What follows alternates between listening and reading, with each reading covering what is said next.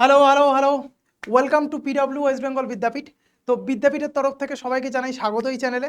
তো আজকে আমাদের যে টপিক সেটা হচ্ছে নিট 2025-এর কাউন্সিলিং প্রসেস। অর্থাৎ নিট আমরা 2025-এর এক্সাম দিয়েছি এবং সেখানে ভালো র্যাঙ্ক করেছি। তো মেডিকেল কলেজে পৌঁছাতে গেলে আমাদের যে প্রসেস ফলো করতে হবে সেটা হচ্ছে কি কাউন্সিলিং প্রসেস। নিট কোয়ালিফাই করে মেডিকেল কলেজে যাওয়ার জন্য যেমন এক্সাম কোয়ালিফাই করাটা খুব জরুরি, ভালো র্যাঙ্ক আনা জরুরি, তার সাথে এই ঠিকঠাকভাবে কাউন্সিলিং প্রসেসটাকেও ফলো করা তার থেকেও বেশি জরুরি।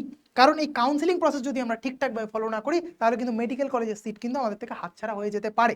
তো সেই জন্য স্টেপ বাই স্টেপ এখানে গাইডেন্স নিয়ে আমি চলে এসেছি কৌস্তব স্যার, মালদা বিদ্যাপীঠ থেকে। তো চলো স্টার্ট করা যাক। সবার আগে হচ্ছে কাউন্সিলিং এর জন্য আমরা যাবোটা কোথায়। কাউন্সিলিং এর জন্য আমরা যে সাইটে যাব সেটা হচ্ছে যে এটা মেডিকেল কাউন্সিলিং কমিটি, এমসিসি। ঠিক আছে, আচ্ছা এটার আগে আমি একটা কথা বলি, সেটা হচ্ছে কাউন্সিলিং এর জন্য আরো অনেক সাইট থাকতে পারে। ঠিক আছে, মার্কেটে ফ্রডের অভাব নেই, অনেক এজেন্সি আছে, সেই এজেন্সিও বিভিন্নভাবে কাউন্সিলিং করছে। সবাই ফ্রড নয়, বাট কিছু কিছু ফ্রড থাকে। ইভেন মেডিকেল কলেজে গিয়েও অনেক সময় অনেকে ফ্রডের শিকার হয়ে যায়। তো সেই ফ্রড থেকে সতর্কভাবে থেকে যেন থেকে বাঁচতে পারো সেটাও এখানে বলে দিচ্ছি। সবার আগে আমরা কি করব, মেডিকেল কাউন্সিলিং কমিটি এই সাইটটা আমরা খুলে নেবো। গভর্নমেন্ট অথরাইজড একটা সাইট, কোনো রকম কোনো সমস্যা নেই। প্রত্যেকটা সাইট যা যা বলবো তার লিঙ্কগুলো শেষে প্রত্যেকটা পেজে দেওয়া থাকবে এবং এটা অ্যাজ এ পিডিএফ ফরম্যাট তোমরা ডিসক্রিপশনের লিঙ্ক থেকে ডাউনলোড করে নিতেও পারবে। তো সবার আগে হচ্ছে এখানে চলে যাব। এখানে কি আমরা কোথায় যাবো না হচ্ছে ইউজি মেডিকেল বলে আন্ডার গ্রাজুয়েট মেডিকেল, এই ট্যাবটাতে যদি ক্লিক করি তাহলে এখানে জিনিসপত্র, এই সমস্ত জিনিসপত্রগুলো আমাদের কাছে চলে আসবে। তো এখানে কি আছে, এই কাউন্সিলিং এর থ্রু আমরা কিসের কিসের সিট পেতে পারি না, সবার আগে যেটা পেতে পারি সেটা হচ্ছে অনলাইন আন্ডার গ্রাজুয়েট মেডিকেল এবং হচ্ছে ডেন্টাল সিট, মানে হচ্ছে এমবিবিএস, এবং হচ্ছে বিডিএস মানে হচ্ছে ব্যাচেলার ইন ডেন্টিস্ট যেটা আমরা করা হয় সেটা সিট আমরা এখান থেকে অ্যালোকেট হয়ে থাকি। ঠিক আছে, এটা হচ্ছে অনলাইন কাউন্সিলিং পোর্টাল। এবার এই পেজটাকে যদি একটু আমরা ওপর দিকে ওঠাই তারপর আমাদের কাছে যে পেজটা আসবে সেটা হচ্ছে এই পেজটা আমাদের কাছে আসবে। ঠিক আছে, এই পেজে হচ্ছে যেখানে আমরা দেখতে পারবো এইখান থেকে দুটো আমাদের কাছে কি আসবে না হচ্ছে ট্যাব আসবে। ঠিক আছে, একটা এটা একটা এটা, দুটোই হচ্ছে লিঙ্ক আমরা এখানে ক্লিক করতে পারবো। একটা ইউজি কাউন্সিলিং শিডিউল আর হচ্ছে ইনফরমেশন বুলেটিন। এইগুলোতে ক্লিক করে আমরা সমস্ত ডেটা পিডিএফ ডাউনলোড করে নিতে পারবো যে কি কি প্রসিডিওর আছে বা হচ্ছে কোন কোন জায়গা থেকে আমাদের যেতে হবে। আচ্ছা সবার আগে হচ্ছে আমাদের কাউন্সিলিং এর জন্য যেটা দরকার সেটা হচ্ছে একটা ফোন নাম্বার। কোন ফোন নাম্বার, যে ফোন নাম্বারটা দিয়ে আমরা আমাদের নিটের অ্যাডমিট কার্ড, আমরা নিটের ফর্ম ফিল আপ করেছিলাম সেই ফোন নাম্বারটা সবার আগে আমাদের দরকার, যে ফোন নাম্বারটা ছিল। সেকেন্ড হচ্ছে আমাদের যেটা লাগবে সেটা হচ্ছে একটা মেল আইডি। এই মেল আইডিটাও আমি বলবো প্রত্যেকে সেই মেল আইডিটাই দিতে, যে আইডিটা হচ্ছে আমরা নিটের ফর্ম ফিল আপ করার সময় যেটা দিয়েছিলাম সেটা। বারবার বারবার যদি চেঞ্জ করা হয় তাহলে কিন্তু পরবর্তীকালে গিয়ে প্রবলেম হতে পারে, কারণ ডেটা এদিক ওদিক হয়ে গেলে সমস্যা হবে, কোনো কিছু জিনিস এদিক ওদিক হলে সমস্যা হয়। মেল আইডি যেন নিজের এবং ফোন নাম্বার নিজের হলে খুব ভালো হয়। আর যদি গার্জেনের দিয়ে করা থাকে তো কোনো সমস্যা কিছু হবে না, সেইটা দিয়েই যেন কাউন্সিলিংয়ের পরবর্তী যা প্রসেস আছে সেগুলোকে ফলো করা হয়। নেক্সট হচ্ছে এখান থেকে কি করব, এরপর হচ্ছে যে জিনিসপত্রগুলো আমাদের দেখতে হবে সেগুলো হচ্ছে যে কি না, এখানে হচ্ছে কাউন্সিলিং এর সমস্ত ডেট। কাউন্সিলিং হচ্ছে আমাদের কাছে কি আছে, কোটা হচ্ছে দুটো কোটা আছে। একটা হচ্ছে কিছু অল ইন্ডিয়া কোটা যেটা হচ্ছে আমাদের কাছে 15% সিট হয়। একটা হচ্ছে আমাদের কাছে স্টেট কোটা যেটা হচ্ছে 85% আছে। মানে আমি যদি বলি আমার ওয়েস্ট বেঙ্গলে 100টা সিট আছে, যদি ওয়েস্ট বেঙ্গলের কথা যদি বলা হয় যেখানে আমাদের কাছে 100টা সিট যদি থাকে তাহলে এর মধ্যে হচ্ছে 15টা সিট হচ্ছে আমরা অল ইন্ডিয়া কোটা দিয়ে যাওয়া হবে, এটা অল ইন্ডিয়া কোটা দিয়ে যাওয়া হবে। আর যে 85টা আছে সেটা হচ্ছে স্টেট কোটা দিয়ে যাওয়া হবে আমাদের কাছে। ঠিক আছে, এইভাবে হবে। তো ইনফরমেশনের জন্য বলে দিই, ওয়েস্ট বেঙ্গলে আমাদের কাছে হচ্ছে গভর্নমেন্ট মেডিকেল কলেজের যে সিট বর্তমানে সেটা হচ্ছে 3850টা আছে এবং প্রাইভেট মেডিকেল কলেজের সিট 1800টা আছে। ঠিক আছে, তো এখান থেকে আমরা হচ্ছে কি করব, সবার আগে যেটা কাউন্সিলিং যেটা স্টার্ট হবে, রেজিস্ট্রেশন এবং পেমেন্ট যেটা আমাদের করতে হচ্ছে সেটা হচ্ছে কোথায়, 21শে জুলাই থেকে স্টার্ট অলরেডি হয়ে গেছে এবং 28শে জুলাই পর্যন্ত 2025 পর্যন্ত হচ্ছে এটা আমাদের কাছে চলবে। এখানে কি কি করতে হবে না হচ্ছে payment facility will be available, যে সমস্ত পেমেন্ট যা যা করার, সমস্ত যা যা আমাদের কাছে ফর্ম ফিল আপ করা সেটা করতে হবে। Choice filling or lacking, choice filling মানে কি কি মেডিকেল কলেজ আমার কাছে চয়েস আছে, আমি কি কি মেডিকেল কলেজ ফিল আপ করবো আগের বছর অর্থাৎ 2024, 23, 22 সেখান থেকে কোন কোন র্যাঙ্কে কোন কোন মেডিকেল কলেজ পাওয়া গেছিল সেটার একটা ডেটা আমার কাছে থাকবে। সেই সমস্ত ডেটার ভিত্তিতে আমি বুঝতে পারবো যদি আমার যদি এখন র্যাঙ্ক হয়ে থাকে 1000, তাহলে আগের বছরই 1000 র্যাঙ্কে সব থেকে ভালো মেডিকেল কলেজ কি কি পাওয়া গেছিল সেটা আমার কাছে একটা আইডিয়া থাকবে, আমি আগের বছরের জায়গা থেকে পেয়ে যাবো র্যাঙ্ক ম্যাট্রিক্স থেকে। সেখান থেকে নেওয়ার পর আমি কি করব, সেই সমস্ত কলেজগুলো আমি এখানে ফিল করব। সেটার ডেট হচ্ছে কবে থেকে না 22শে জুলাই থেকে হচ্ছে আমাদের কাছে 28শে জুলাই পর্যন্ত চলবে। ফর্ম সাবমিট হয়ে গেলে কিন্তু সেই চয়েস আমরা চেঞ্জ করতে পারবো না, তো আমাদের খেয়াল রাখতে হবে ফর্ম সাবমিটের আগে পর্যন্ত যেন সেই সমস্ত চয়েস যা করার সেটা যেন করা হয়ে থাকে। নেক্সট হচ্ছে কি যে প্রসেসিং সিট অ্যালটমেন্ট হবে হচ্ছে কবে না 29 থেকে 30শে জুলাইয়ের মধ্যে সিট অ্যালটমেন্ট হবে, হয়েছে কি হয়নি সেটা জানা যাবে। রেজাল্ট কি সিট অ্যালটমেন্ট হয়েছে সেটা আমরা জানতে পারবো কবে না হচ্ছে 31শে জুলাই 2025। এবং এই সিট যদি পেয়ে যাই, ধরলাম যে আমি হচ্ছে এনআরএস মেডিকেল কলেজে আমার সিট অ্যালট হয়েছে, আমি পেয়েছি এনআরএস মেডিকেল কলেজ, ঠিক আছে, তাহলে আমাকে কি করতে হবে 1 আগস্ট থেকে 6 আগস্ট এই টাইমে আমাকে এনআরএস মেডিকেল কলেজে গিয়ে ফিজিক্যালি প্রেজেন্ট থাকতে হবে, কি নিয়ে, উইথ ডকুমেন্ট। কি কি ডকুমেন্ট সেটাও আমি পরে বলে দেবো, কি কি ডকুমেন্ট আমাকে নিয়ে যেতে হবে। আর হচ্ছে তারপর কি ভেরিফিকেশন এবং জয়েনিং এবং মেডিকেল কলেজের সিট আমি পেয়ে যাব, সেখানকার এজ এ স্টুডেন্ট হিসেবে আমি ঘোষিত হয়ে যাব কবে না হচ্ছে সেটা 7 আগস্ট থেকে 8 আগস্ট 2025 এই জায়গায়, ঠিক আছে। এটা হচ্ছে ফার্স্ট কাউন্সিলিং এর সমস্ত প্রসিডিওর। এই প্রসিডিওর পরপর আমাকে ফলো করে এগোতে হবে। এখানে সমস্ত ডেট দেওয়া আছে এবং এটা অ্যাজ এ পিডিএফ আমি দিয়ে দেবো আফটার ভিডিও, ওকে। এটার পর যেটা করতে হবে সেটা হচ্ছে কি ভেরিফিকেশন অফ টেন্টেটিভ আছে। এরপর যেটা আমাদের কাছে সেটা হচ্ছে সেকেন্ড রাউন্ডের কাউন্সিলিং।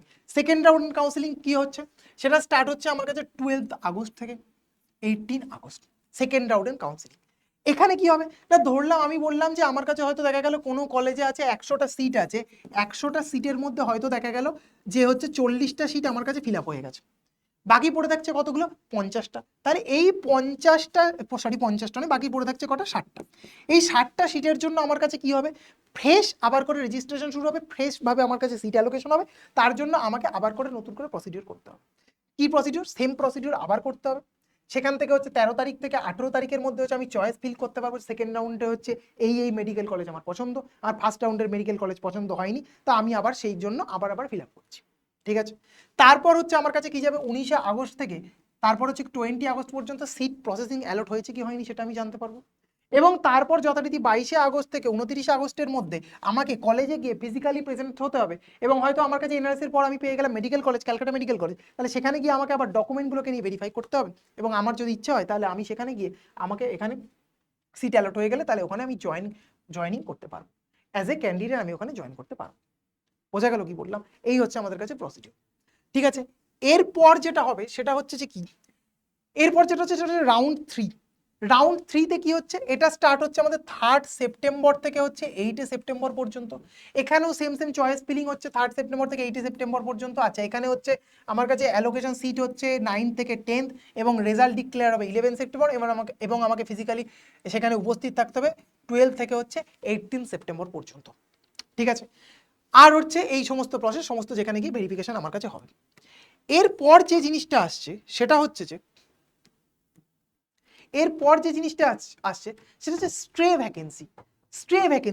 ভ্যাকেন্সির মানে হচ্ছে সমস্ত সিট অ্যালোকেশন আফটার কাউন্সিলিং এর পর যে জিনিসটা হতে পারে সেটা হচ্ছে যে আমার কাছে হয়তো দেখা গেল কোনো একটা কলেজের হয়তো 15টা সিট আমার কাছে খালি পড়ে আছে।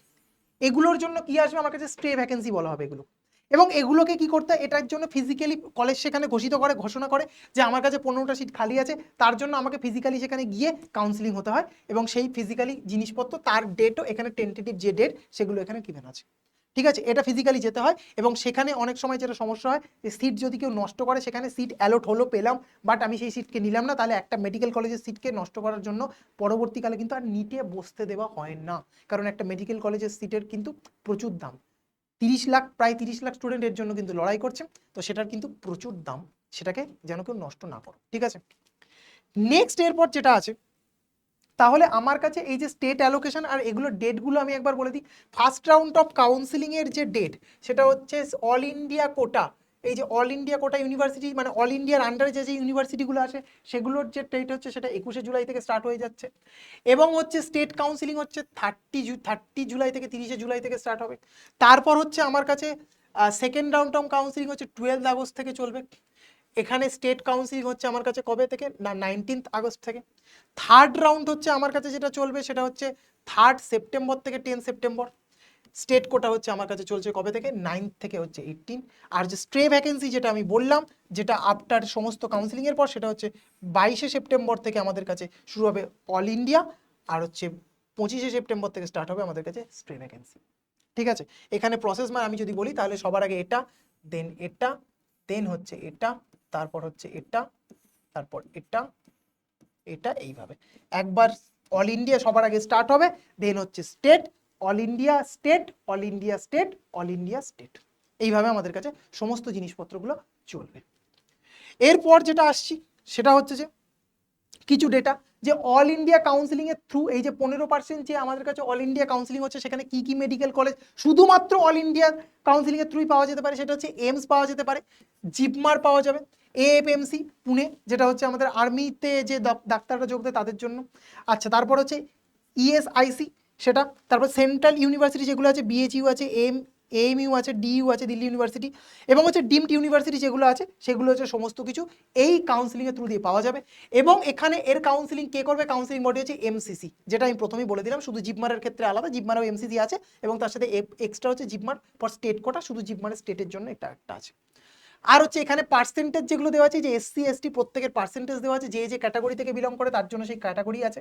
এখানে কোনো রকম রিজার্ভেশন অ্যাপ্লিকেবল নয়, সেটা হচ্ছে এএফএমসির জন্য। ঠিক আছে, এবং সেন্ট্রাল ইউনিভার্সিটিতেও কোনো কিছু অ্যাপ্লিকেবল নয়। ঠিক আছে, আচ্ছা, এরপর যেটা আসছে সেটা হচ্ছে যে খুব ইম্পর্টেন্ট জিনিস, খুবই ইম্পর্টেন্ট, যে আমাদের কাছে কি কি ডকুমেন্টস দরকার, ভেরি ভেরি ইম্পর্টেন্ট, কাউন্সিলিংয়ের জন্য কি কি ডকুমেন্টস আমাদের কাছে দরকার। সেই ডকুমেন্টসগুলোর মধ্যে হচ্ছে সবার আগে নিট অ্যাডমিট কার্ড, এটা তো সবার কাছে আছে, বা না থাকলে আবার ডাউনলোড করে নেওয়া যেতে পারে। নিট স্কোর কার্ড বা র্যাঙ্ক লেটার, যেটা আমাদের স্কোর কার্ড আছে সেটা ডাউনলোড করে আমাদের কাছে একটা প্রিন্ট করে রেখে দিতে হবে।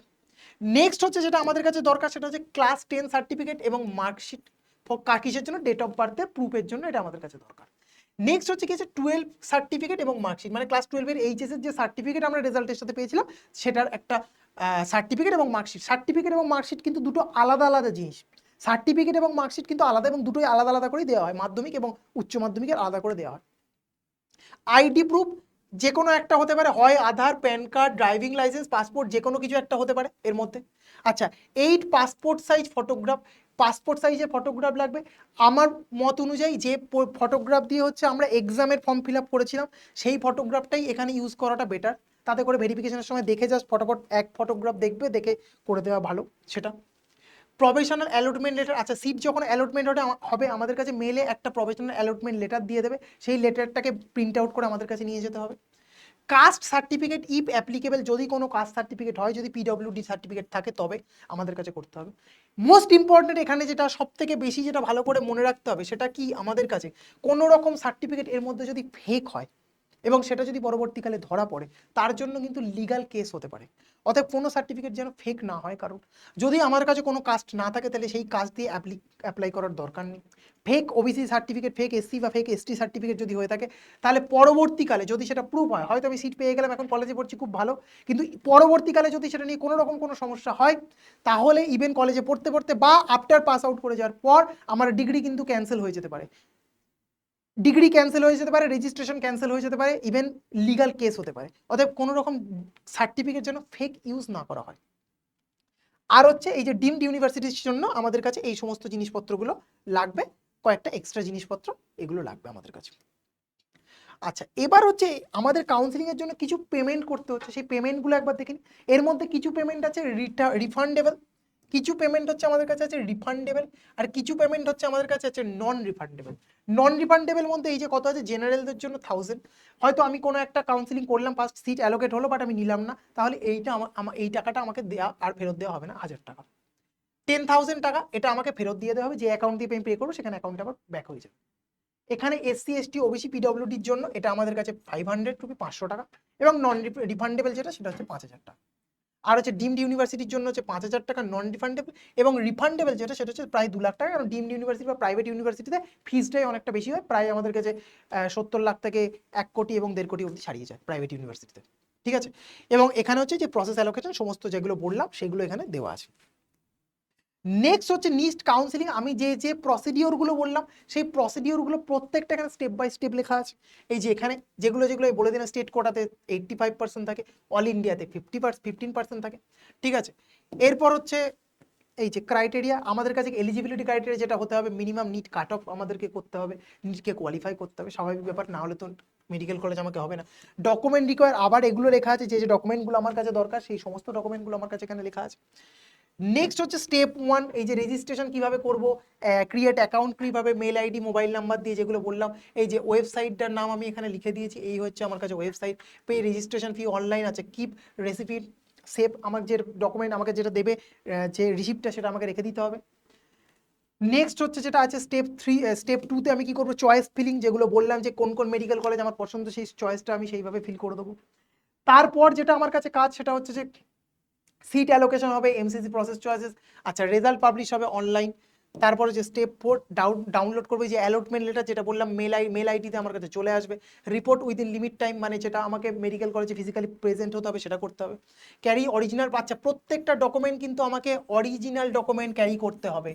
আধার কার্ড হোক, কাস্ট সার্টিফিকেট, 12-এর পাস সার্টিফিকেট, ক্লাস 10-এর প্রত্যেকটা কিন্তু অরিজিনাল, কোনো রকম জেরক্স কপি নয়, বা কোনো রকম ফোন মোবাইলে ফটো তুলে নিয়ে গেলে হবে না, প্রত্যেকটার অরিজিনাল কপি আমাকে কিন্তু নিয়ে যেতে হবে।